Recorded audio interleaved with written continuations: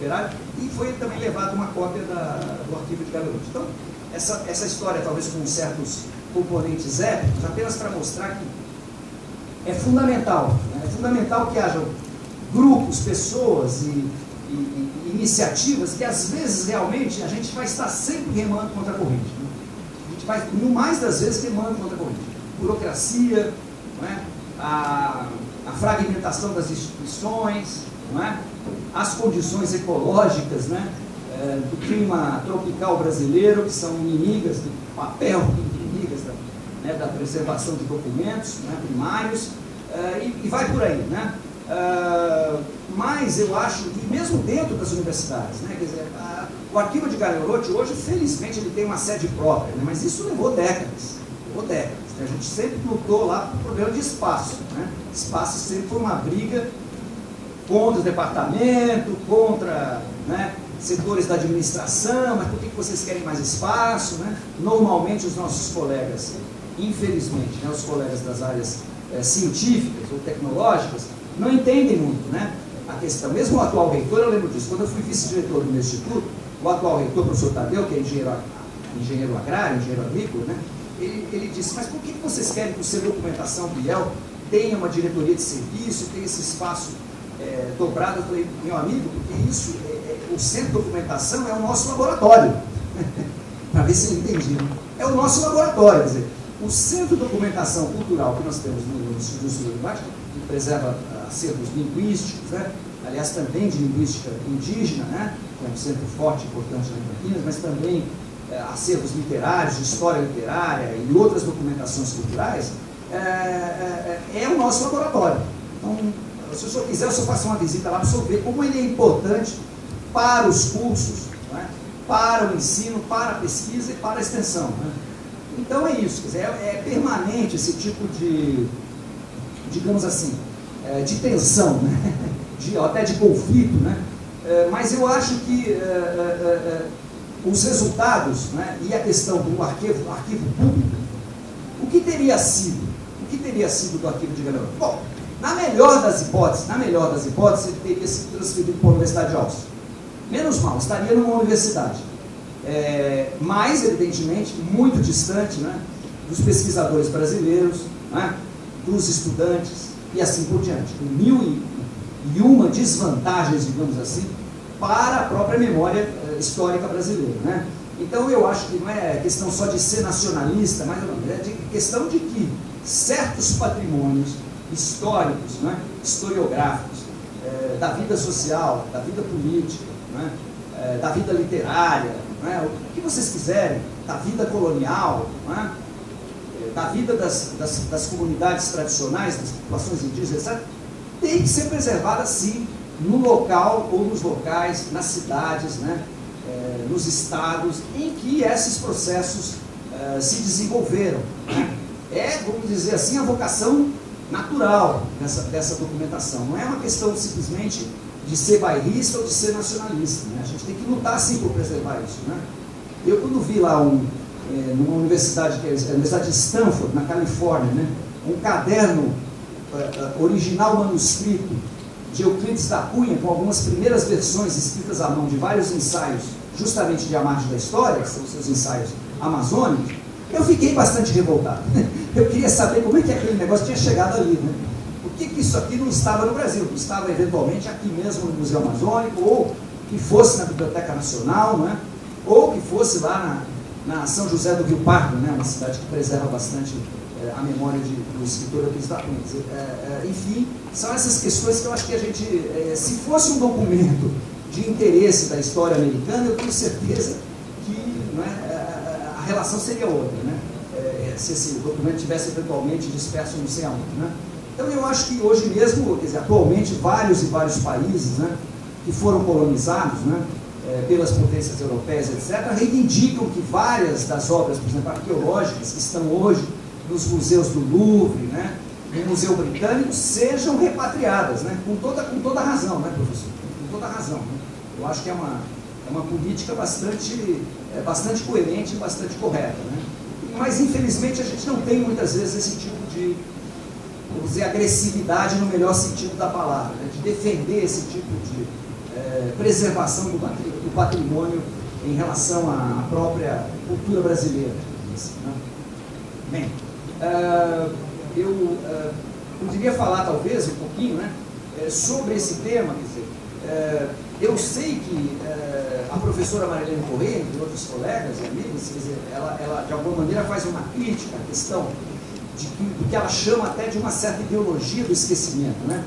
Que sempre se diz, sempre se fala que a Amazônia foi abandonada, que a Amazônia foi esquecida, e que isso acaba sendo um movimento ideológico, né, para evitar considerar certas outras contradições que no espaço, digamos assim, da globalização, né, particularmente no espaço da globalização, evidentemente que essas regiões, as ditas regiões, né, periféricas, elas estão efetivamente integradas, né, num movimento maior, né, dos fluxos de capital, etc., dos fluxos e das diásporas de imigrantes populacionais, né, das atividades econômicas, e da diversificação das atividades econômicas, e da polarização das atividades econômicas, e que, portanto, no caso do Brasil, se a gente quiser realmente voltar atrás, isso é verdadeiro desde o processo colonial, não é verdade? Desde o período colonial. Então, essa história de falar que a Amazônia foi esquecida, que a Amazônia foi abandonada, ou para pegar uma imagem que está lá no Euclides da Cunha, né, essa ideia de uma terra sem história, como ele chama, né, Amazônia, terra sem história, a última parte de a margem da história, ou mesmo, né, a margem da história. Né? Quer dizer, é uma visão, evidentemente, bastante discutível do ponto de vista teórico. Né? É verdade que Euclides da Cunha nunca ignorou as historicidades amazônicas, né? A partir do momento que, inclusive, quando ele teve que fazer a sua longa viagem como representante do Ministério das Relações Exteriores, numa comissão binacional para o Peru, para resolver problemas de fronteira entre o Brasil e o Peru, lá na região do Alto Purus, né? Ele leu tudo que caiu na mão, tudo que ele podia ler, né? Lá no Rio de Janeiro, e depois já no Museu Bélgico, ele parou em Belém do Pará, acerca do período colonial, acerca dos cronistas, né? Particularmente das literaturas de viajantes, né? Acerca da região amazônica. Né? Evidente que no caso do Euclides da Cunha, ele está identificando história, talvez até de forma um tanto quanto tradicional, né? Passível de crítica, portanto, ele está identificando história com um certo processo civilizatório, um certo processo da cultura, né? Na palavra de origem alemã, que é a cultura no sentido da civilização. Não é? E ele está dizendo, bom, no fundo, todas essas lutas, do que ele chamou no capítulo que ele acabou nunca escrevendo, né, que ele projetava fazer quando ele estava justamente aqui em Manaus, nos meses que ele passou aqui em Manaus, ele chamaria brutalidade antiga. Então, digamos, essa brutalidade antiga, particularmente, predomina no período colonial, né, até o início, pelo menos, do Estado Nacional, etc., é um período que, talvez, para ele, na visão dele, talvez um tanto quanto esquemática, né, um tanto quanto caudatária de uma certa concepção historicista do século XIX, que foi o da sua formação, né, ele viria como uma pré-história, né, ele viria como uma pré-história, talvez, né, e que a história, então, se fundaria no momento em que a região estivesse mais integrada, né, aos fluxos maiores do capital. Mas veja bem, não é que ele veja que isso por si só é positivo, não é que o Euclides seja um ideólogo do progresso completamente inocente. Longe disso. Ele diz que isso é a tragédia. A tragédia da modernidade é exatamente, não é? Ele não está aqui para ver isso 100 anos depois, né? Quer dizer, a tal globalização. Quer dizer, a globalização produz realmente uma homogeneização, né? Uma homogeneização dos espaços econômicos, né? Uma homogeneização até mesmo de aspectos culturais, né? Com, evidentemente, a violência, com, evidentemente, né? O extermínio antes que esse processo se complete, né? Com a exclusão e assim por diante. Né? Processos esses que são comuns, não é que esse processo é um processo típico do Brasil ou específico da Amazônia. Esse processo aconteceu também na Europa, esse processo aconteceu na África, aconteceu na Ásia, né? No restante da América Latina e assim por diante. É um processo realmente com características internacionais, né?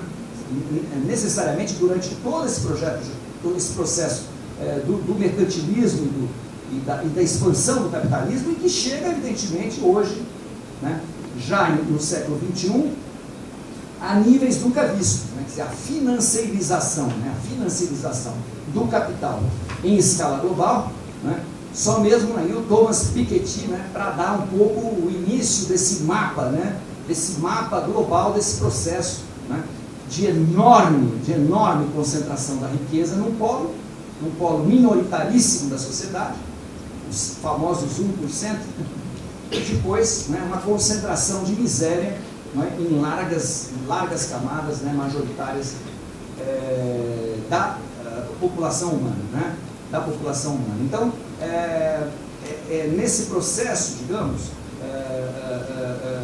evidentemente que daí a Amazônia não está sendo esquecida, né? Muito ao contrário, ela está sendo integrada.